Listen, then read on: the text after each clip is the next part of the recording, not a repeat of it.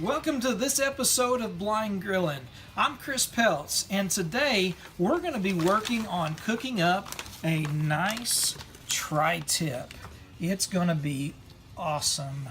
And what we're going to do is we're going to season it up with some of Fat Henry's classic seasoning from my buddy Kevin Ward at 441 South Barbecue down in Georgia. Come out with this, and we're going to put it on the big green egg and do a reverse sear. So stay tuned to this wonderful. All right, folks, so we've got the Fat Henry's set up on this tri-tip. We've got the big green egg with the Flame Boss controlling our temp at 250 degrees with the plate setter in. And what we're going to do is we're going to set this bad boy indirect here in the big green egg. And we're going to let it go and bring it to the internal temp of about 130, 135 degrees. Once it does that, we'll take it off and let it rest for a little bit and get the grill ready for a real hot sear on both sides. So folks, we've got the tri-tip in. I wanted to take just a minute to answer a question. You know, with the tri-tip, you're only talking about hour to hour and a half cook probably, so it's not a very long cook, certainly not an overnight cook. So many would wonder, well, wait a minute, you said you had the Flame Boss hooked up. A lot of folks have a misunderstanding about the Flame Boss and think, oh, it's only for overnight cooks. It's only for those low and slow 225 degrees for 12 to 18 hours, and that simply isn't true. Right now, as you can see, I've got my jacket on. It's about 28 degrees here in the Ozarks. And is what I did, as a matter of fact, to get this egg lit, I started the charcoal, hooked the Flame Boss up, started the charcoal, told the Flame Boss that I want my pit to be 250 degrees, and then I went inside. That was it. And it'll bring the egg up to temp. I don't have to come out and adjust things, adjust the top and adjust the bottom and get the airflow just right. The Flame Boss takes care of it. And that pit probe is set to and good for up to 450 degrees. So if you're doing cooks that are, you know, less than 450 degrees, hook up the Flame Boss. If it's cold outside, let it bring your grill up to temp and don't worry about it. If it's hot outside, let the Flame Boss bring your grill up the temp and don't worry about it. Just hook it up, light it, and let it go. I'm telling you folks, the Flame Boss is that great, that versatile, even for short cooks up to about that 450 degree mark. So take advantage of it. Don't just leave it on the shelf when you're out there, you know, cooking, running back and forth. Use that Flame Boss, even if it isn't an overnight cook. You will thank me for it later. Folks, this tri-tip has reached an internal temp of 130 degrees. So, take out my meat probe. Oops. My gloves here. It's going to go right there. Now what I'm going to do here in just a minute, I'm going to take out the plate setter. I'm going to unhook the Flame Boss and open it up and get this thing real hot.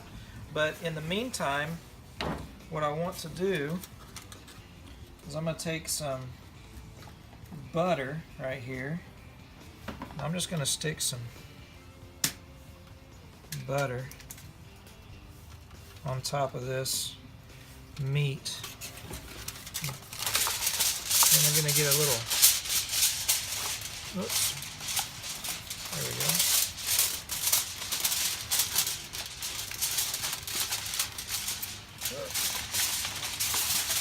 Alright, kind of get a little tint happening over the meat. Not sealing it, just kind of placing it right there. We're going to let that rest. And so once that rests, and we get this grill up to temp, I'm going to put a skillet on it, and we're going to raise this up just about as high as we can get it. So, here, let me get just that. So, Let's see, unhook the flame boss. We're gonna, I don't know if the camera, if you can tell, but I think it's snowing or sleeting out there right now. Kind of crazy. Yeah, well. Okay. There we go. All right. So we're gonna lift the plate setter out. We'll get a skillet in just a minute. Unhook the flame boss. Let that come up to temp, and we'll be back shortly to sear that tri-tip. All right, folks, the big green egg is up to about close to 500 degrees. We've got a skillet inside here with some butter that we put a little bit of rosemary sea salt and garlic sea salt. And what we're getting ready to do is put a reverse sear. Watch out, you don't want to do this if you can see. I'm just trying to figure out where my skillet is. There it is. All right, folks, we're gonna reverse sear this steak. Oh yeah. Woo! Let that go for about a minute to a minute and a half, and we'll flip it over and we'll be right back. All right, folks, it's been about a minute and a half. So, let me get in here. Ooh, maybe.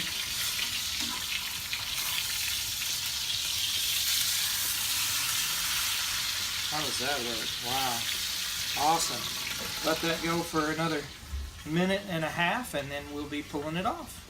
All right, folks, we are gonna pull this puppy off.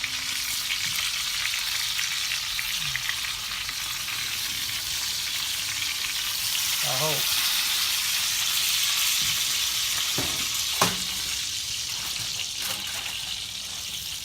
Right up in there. All right. We're gonna take this in where there's a little bit better light for everybody, and we'll get a couple of more pictures and shots and start cutting into it. So stay tuned.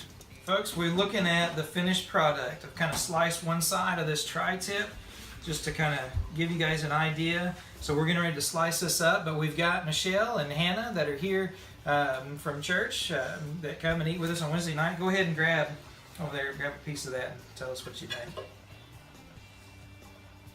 That is really good. Yeah, delicious. All right, awesome. We're gonna slice this up. We got some mashed potatoes going, some corn, and we're gonna be eating good tonight. Folks, appreciate you watching Blind Grilling. Remember, if you're looking, you ain't cooking.